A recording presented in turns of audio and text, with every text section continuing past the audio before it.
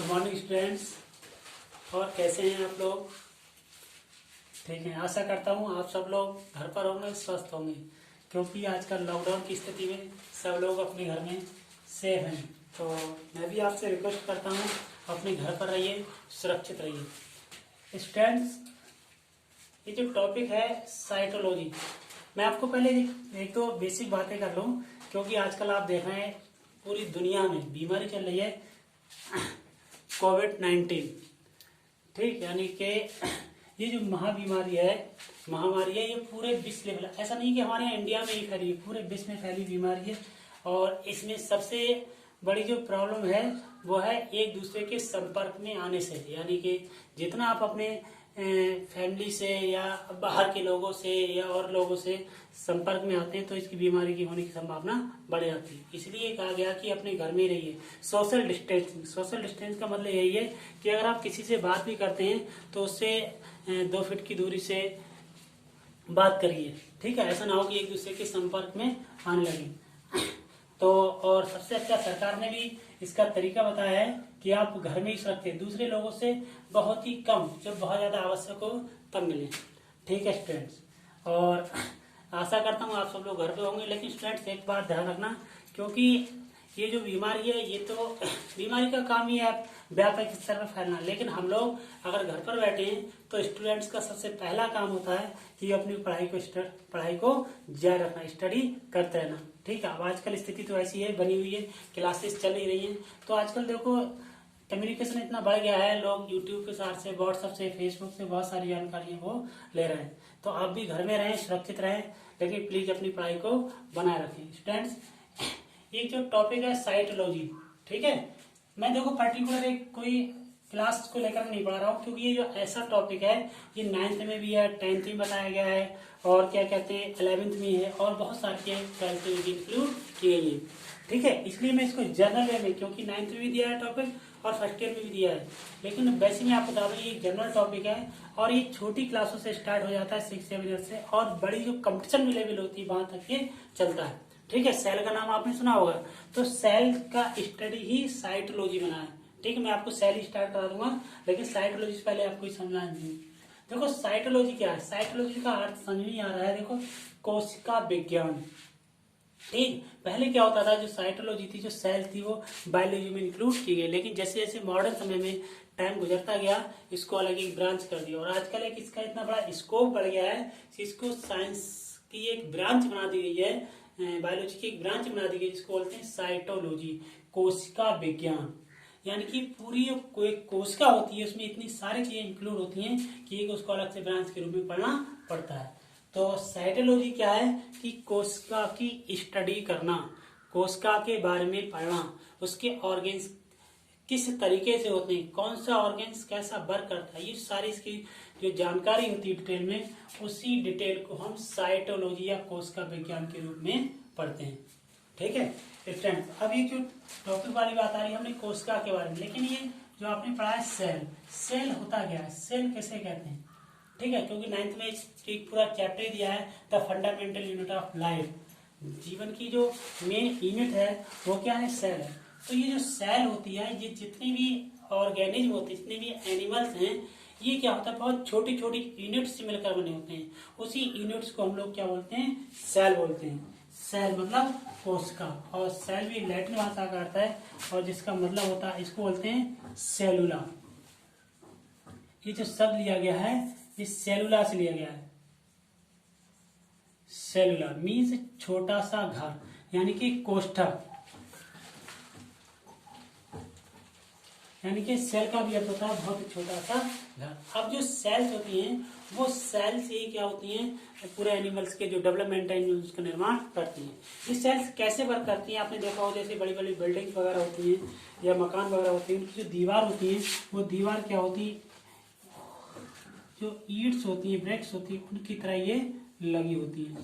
तो हम कह सकते हैं स्टूडेंट्स कि ये जो ब्रिक्स, मैं ऐसी जनरल सी शेप बना दे रहा हूँ जैसे कि आपको इससे पता लग जाए। देखो ये क्या है, एक एज ए वॉल, यानी कि दीवार है, और इस दीवार में क्या है, देखो ये ब्रिक्स लगी, ईंटें लगी। जो इसका निर्माण होता है, दीवार का निर्माण होता है वो ईंटों के द्वारा ही होता है। तो सेल में क्या होता है, एज ए एक जो ईट होती है वो सेल का वर्क करती है। किसका वर्क करती है, सेल, कोशिका। तो ऐसी बॉडी होती है, बॉडी में भी क्या होती है, सेल होती है। ठीक है, तो किसी भी एनिमल्स की सबसे छोटी यूनिट जो कार्य करने में सक्षम होती है, जो जीव स्ट्रक्चर बनाने में सक्षम होती है, उसी को बोलते हैं सेल। ठीक है, सेल को फंक्शनल एवं स्ट्रक्चरल यूनिट भी कहा गया है, संरचनात्मक और क्रियात्मक इकाई। ठीक है, अब देखो सेल, सेल की थोड़ी सी हम इसकी बेसिक चीजें पता कर लेते हैं कि सेल के बारे में किसने डिस्कवरी की, यानी कि सेल को कैसे पता लगेगा। आपने पढ़ा होगा, एक साइंटिस्ट था रॉबर्ट हुक। रॉबर्ट एक साइंटिस्ट था, उसने 1665 ईस्वी में क्या करा था, सेल की खोज की थी। और सेल की जो खोज की थी, उसने देखा था कि एक कांड होता है, उसकी सेल को देखा था उसने। तो उसने देखा था जैसे मधुमक्खी में छोटे छोटे कोष्ठ होते हैं, उसी कोष्ठों की तरह चैम्बर देखिए, उसी के अकॉर्डिंग इस पे नाम उसने सेल रखा। ठीक है, तो सेल की खोज करने वाला जो सबसे पहला साइंटिस्ट है वो है रॉबर्ट हुक। ठीक है, रॉबर्ट हुक ने सेल की खोज की थी। फिर अगले समय देखा गया कि संबंधित सेल थ्योरी भी आ गई, कई सारी चीजें रखी हैं। कोशिका का जो सिद्धांत है वो क्या कहते हैं, एक वैज्ञानिक हुआ है स्लाइडेन तथा स्वयं। ठीक है, इसने सेल थ्योरी दी है। क्या दी है, सेल थ्योरी, कोशिका मत। ठीक है, यानी कि स्वयं तथा स्लाइडेन, कोशिका सिद्धांत, इन्होंने भी कोशिका सिद्धांत को डिटेल से बताया गया। ठीक है, अब मैं आपको बता दूं, जो सेल है वो सेल मेनली 2 टाइप्स की होती है। ये बात सेल समझ में आ गई हुई ना, जैसे दीवार में ईंटें लगी होती हैं, यानी कि ईंटों से किसी बिल्डिंग का निर्माण होता है, उसी तरह किसी एनिमल्स के निर्माण के लिए इन सेल का होना बहुत ही इम्पोर्टेंट होता है। सेल क्या होते हैं, जो न्यूक्लियस होता है या केंद्र के आधार पर सेल्स को 2 भागों में बांटा गया। पहली जो सेल्स होती है उसको बोलते हैं प्रोकैरियोटिक सेल। क्या बोलते हैं स्टूडेंट, प्रोकैरियोटिक सेल।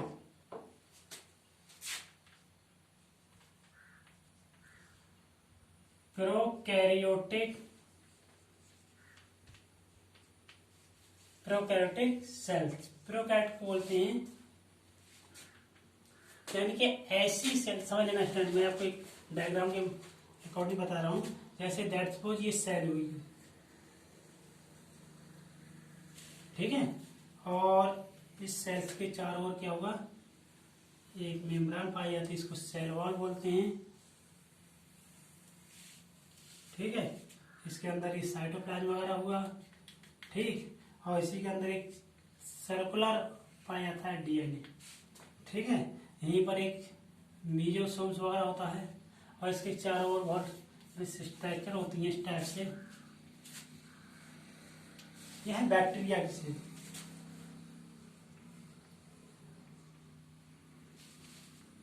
बैक्टीरिया, ठीक है, अब बैक्टीरिया में देखो क्या होता है, बैक्टीरिया की सेल क्या होती है। पहली बात ध्यान रखना, क्योंकि इसका नाम होता है प्रोकैरियोटिक। प्रो का मीनिंग भी होता है, प्रो मीन्स फर्स्ट, यानी कि प्रिमिटिव टाइप।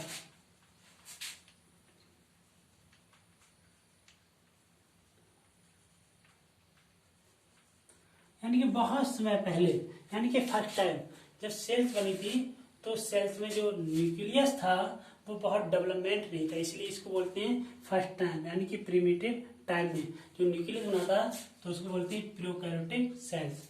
प्रोकैरियोटिक सेल्स होता है क्या, उसका जो न्यूक्लियस होता है वो डेवलपमेंट नहीं होता है, उसमें हिस्टोन प्रोटीन्स नहीं होती है, राइबोसोम्स मिलते हैं, लेकिन 70H प्रकार के राइबोसोम्स होते हैं। बाकी एंडोप्लाज्म रेटिकुलम, माइटोकॉन्ड्रिया और गोल्जी का है, ये सारे ऑर्गेन्स क्या होते हैं, एब्सेंट होते हैं, ये प्रोकैरियोटिक सेल्स में नहीं पाए जाते हैं। ठीक है स्टूडेंट, तो इसके बाद इसमें प्रोटीन, क्योंकि साइटोप्लाज्म होता है, साइटोप्लाज्म में बाकी और सारे सबस्टेंस ये पाए जाते हैं। इसमें देखो ये क्या है, इसको फ्लैजिला बोलते हैं।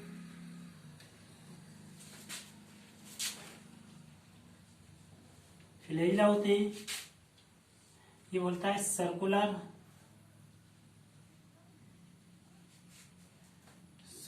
सर्कुलर डीएनए होता है। एक चीज और होती है डियर स्टूडेंट, ध्यान रखना, इसमें बहुत इंपॉर्टेंट चीज है, वो कभी आगे कंपटीशन में बहुत पूछा जाता है। इसी होता है प्लाज्मिड। कभी आपने पढ़ा होगा और नहीं पढ़ा तो आगे पढ़ना। वो प्रोकैरियोटिक सेल्स में ही प्लाज्मिड पाया जाता है। बाकी ये मीजोसोम्स हुआ, ठीक है, ये सेल वॉल ही जो म्यूकोपेप्टाइड की पाई जाती है, ठीक, ये सारी सब चीजें, यानी कि ये प्रोकैरियोटिक सेल हुई।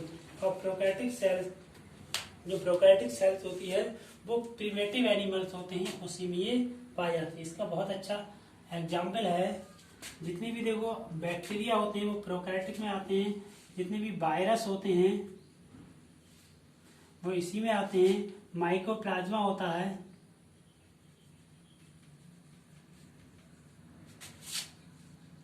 माइकोप्लाज्मा होता है वो प्रोकैरियोटिक में आता है। साइनोबैक्टीरिया होता है,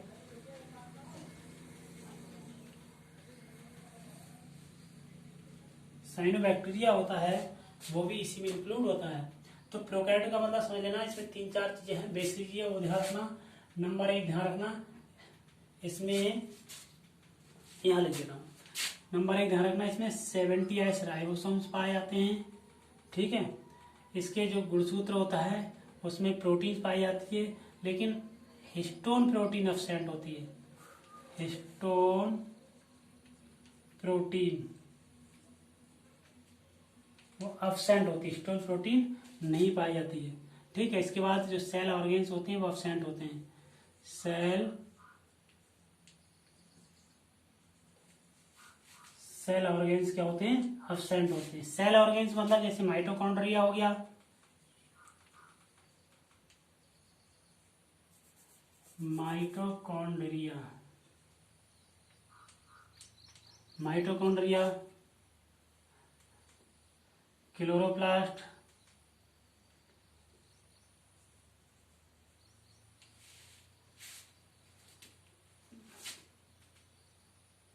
लाइसोसोम्स, ईआर एंडोप्लाज्मिक रेटिकुलम आदि बहुत सारे ऐसे ऑर्गेन्स होते हैं जिसमें एब्सेंट होते हैं, ठीक है स्टूडेंट। तो इतनी चीज ध्यान रखना। ये प्रोकैरियोटिक सेल्स हुई। प्रोकैरियोटिक सेल में फिर से एक बार रिकॉल करा दूंगा आपको। जो सेल्स होती है वो 2 प्रकार की होती है, एक होती है प्रोकैरियोटिक सेल्स और दूसरी होती है यूकैरियोटिक सेल्स। यूकैरियोटिक सेल, ठीक है, ये प्रोकैरियोटिक सेल्स होगी, दूसरी यूकैरियोटिक सेल्स है। ये न्यूक्लियस के डेवलपमेंट के आधार पर ये डिवाइडेशन किया गया। तो प्रोकैरियोटिक सेल्स को भी हमने इससे डिटेल से पढ़ा, इसमें ध्यान रखना। और जो प्रिमिटिव सेल्स हैं इसका निर्माण फर्स्ट टाइम क्या था? पानी यानी कि समुद्र में। इसका जो निर्माण हुआ था वो पहले समुद्र में, यानी कि जब लाइफ की प्रोसेस स्टार्ट हुई थी उसी पीरियड में जो सेल्स बनी थी वो प्रोकैरियोटिक सेल्स ही थी। प्रोकैरियोटिक सेल्स से ही समय गुजरने के साथ साथ यूकैरियोटिक सेल्स का निर्माण हुआ है, ठीक है स्टूडेंट। बाकी इतनी चीज ध्यान रखना। देखो बाकी मैंने बता दी, इसमें एक टॉपिक एक आपको बता दें, प्लाज्मिड।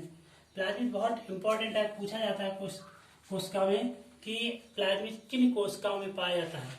तो जो प्लाज्मिड होता है वो प्रोकैरियोटिक सेल्स में ही पाया जाता है और इसका जेनेटिक्स में बहुत बड़ा रोल होता है। कभी आगे विस्तार से पढ़ेंगे, ठीक है। यानी कि जो जीन्स होते हैं, जीन्स को अगली सेल्स में अगली पीढ़ी में पहुंचाने का काम प्लाज्मिड से होता है। क्लोनिंग की प्रोसेस वगैरह होती है, ठीक है। डीएनए डुप्लीकेशन जब होता है, यानी रिकॉम्बिनेंट डीएनए जो वगैरह बनते हैं वो सब इसी के थ्रू ही बनते हैं, ठीक है। बाकी जो सर्कुलर डीएनए है, यूकैरियोटिक में लाइनर डीएनए होता है, मीजोसोम्स होता है, ये रेस्पिरेशन से रिलेटिव होता है, फ्लैगेला होते हैं जो मूव करने के रूप में होते हैं। Thank you students.